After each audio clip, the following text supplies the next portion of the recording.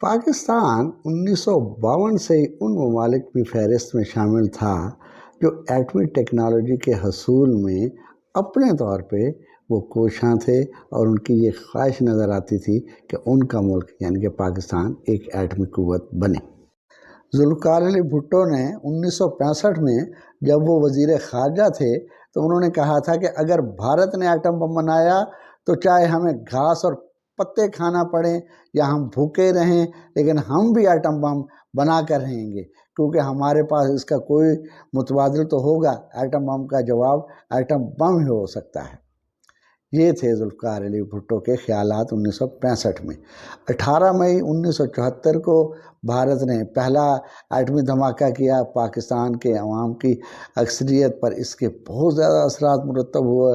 ذوالفقار علی بھٹو کے لیے بجائے خود ایک چیلنج کی حیثیت رکھتے تھے، لوگ لامحالہ ذوالفقار علی بھٹو کی طرف سے کسی جوابی اقدام کے منتظر تھے، لیکن وزیر اعظم بھٹو کی یہ مجبوری تھی کہ وہ اس ضمن میں جو کچھ کر چکے تھے اور جو کچھ کرنے والے تھے اسے گوناں گو عالمی تنازعات کے سبب ظاہر کرنے سے قاصر تھے۔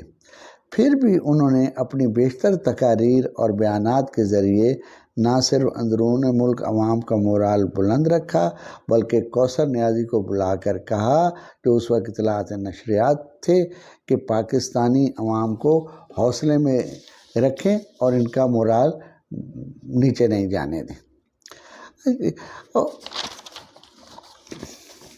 خود بھی قومی اسمبلی میں بھی برملا بھارت کے ایٹمی دھماکے پر شدید رد عمل کا اظہار کیا اور واضح طور پر یہ دھمکی دے دی کہ اب ہمیں بھی اس اقدام سے باز نہیں رکھا جا سکتا۔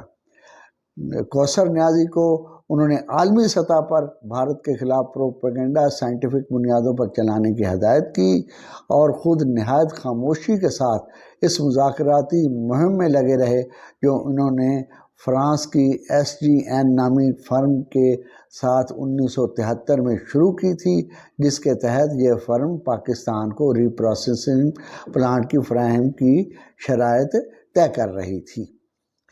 اب دوستو، اسی دوران میں ہوا یہ کہ ایک بہت بڑی تبدیلی اور انقلابی تبدیلی جولائی 1974 میں یہ آئی کہ ذوالفقار علی بھٹو کو ہالینڈ سے ایک خط موصول ہوا، جس میں میٹلرجی میں ڈاکٹریٹ کی ڈگری حاصل کرنے والے ایک محب وطن پاکستانی ڈاکٹر عبدالقدیر خان نے انہیں آگاہ کیا تھا کہ وہ فلزیات کے ماہر اور لا تعداد تحقیقی مضامین کے مصنف ہونے کے علاوہ ایک عالمی شہرت یافتہ کتاب کے بھی مصنف ہیں، لیکن کراچی اسٹیل مل کے نااہل اہلکار ان کی خدمات سے استفادہ نہیں کر رہے، اور انہوں نے ان کی کسی پیشکش کا کوئی جواب نہیں دیا۔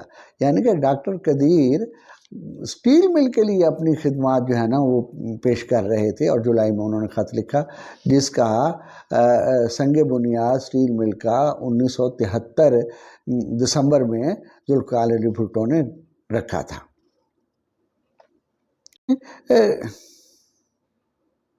نے یہ بتایا کہ وہ یورینیم کی افزودگی ایسے پیچیدہ اور مشکل ترین کام میں بھی مہارت رکھتے ہیں۔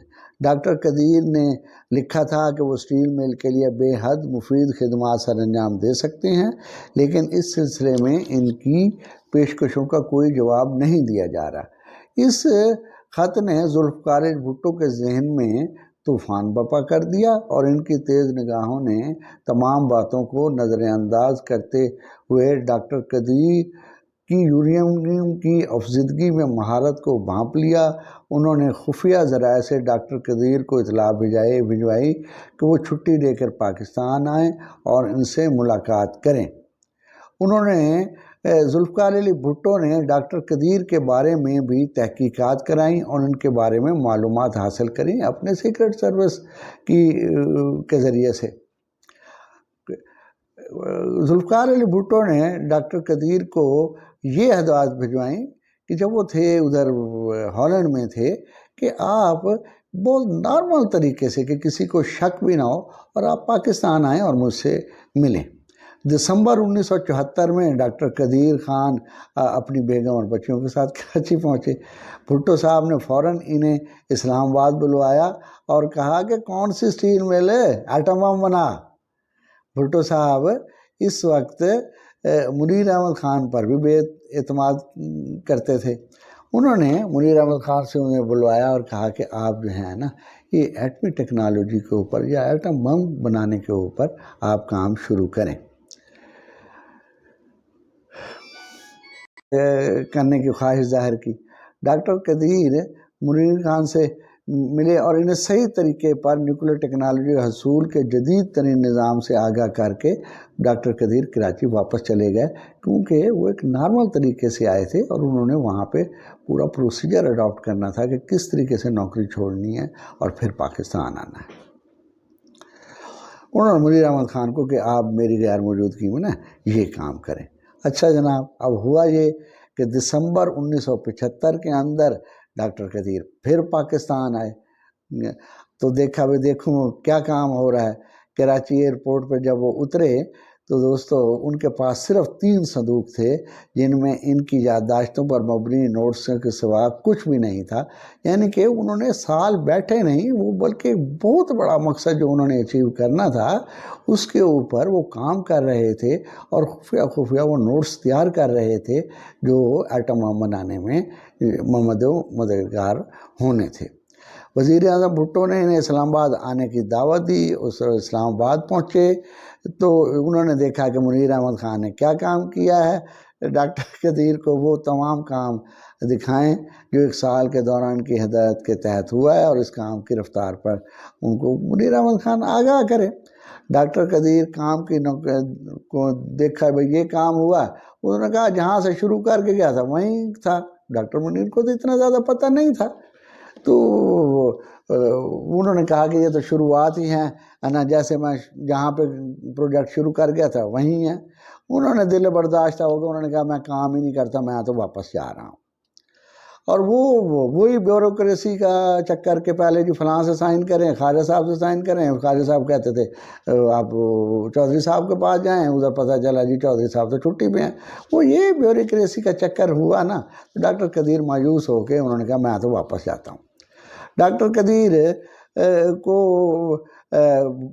بھٹو نے طلب کر لیا، اس نے کہا یار مل تو صحیح ہمارے سے، کیسے تو واپس جا رہا ہے نا، اور بتایا کہ وہ کس طرح ان کی سربراہی میں، اور پھر اس کو ان پہ اعتماد کرتے ہوئے کہا کہ میں تمہاری سربراہی کے اندر، ڈاکٹر قدیر کی سربراہی کے اندر پورا ایک ادارہ بنا رہا ہوں جس پر کسی قسم کا کوئی چیک نہیں ہوگا، اور اس ادارے کے لیے اپنے مددگاروں کا انتخاب ڈاکٹر صاحب جو چاہیں وہ کریں، اور چاہے تو وہ پاک فوج سے لے لیں، چاہے وہ سویلین سے لے لیں۔ اور وزیر اعظم ان کی صوابدید پر اعتماد ہے۔ ڈاکٹر قدیر نے وزیر اعظم کو جواب دیا کہ وہ اپنی بیگم سے مشورہ کر کے بتائیں گے۔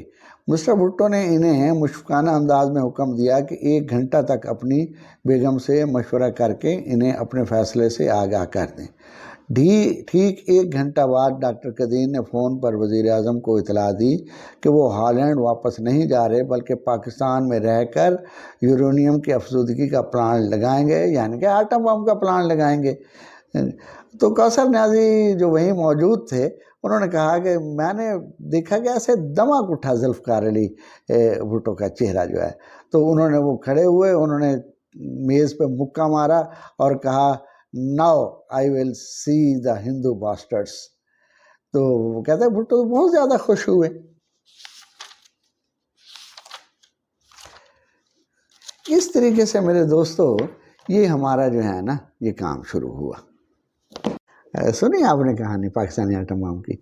تو کہنے کا مقصد یہ ہے کہ ڈاکٹر قدیر خان نے اپنی خدمات سٹیل مل کے لیے پیش کی تھی۔ یہ تو اس وقت کے وزیر اعظم ذوالفقار علی بھٹو تھے جنہوں نے اس طرح مائل کیا کہ سٹیل مل تو لگ جائے گی، لگانے والے لگانے، تو ایٹم بم بنا۔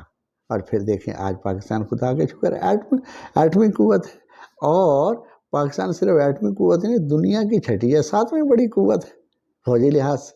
اب اس سے جب کسی نے پوچھا ڈاکٹر قدیر سے کہ آپ بتائیں کہ کس نے حصہ لیے، تو وہ کسی ضیاء الحق، نواز شریف، بے نظیر کا نام تو نہیں لے سکتے تھے، تو ایک فقرہ وہ کہا کرتے تھے. اس ساری کہانی جو ہے نا کھل کے سامنے آ جاتی ہے. ڈاکٹر قدیر خان کہتے تھے بھٹو کے بعد تو سارے بونے آئے ہیں. اب جو ترتیب بیان کیا کرتے تھے وہ کہا کرتے تھے کہ ایٹم بم میں بہت سارے لوگوں نے حصہ لیا ہے، ذرا ترتیب سنیں. وہ جو کہا کرتے تھے ذوالفقار علی بھٹو، غلام اسحاق خان، آغا شاہی، ضیاء الحق کو چوتھا نمبر دے رہے ہیں، ضیاء الحق، اسلم بیگ، وحید کاکڑ. دیکھیں نا جی، ان سب نے حصہ لیا ہے. لیکن بھٹو کے بعد وہ کہہ رہے ہیں کہ غلام اسحاق خان کا حصہ ہے. یہ ہوتے ہیں محب وطن لوگ جو خاموشی سے کوئی کسی مقصد کا تعین کرتے ہیں اور اس کے حصول کے لیے وہ کوشاں رہتے ہیں. خدا حافظ. وعلیکم السلام.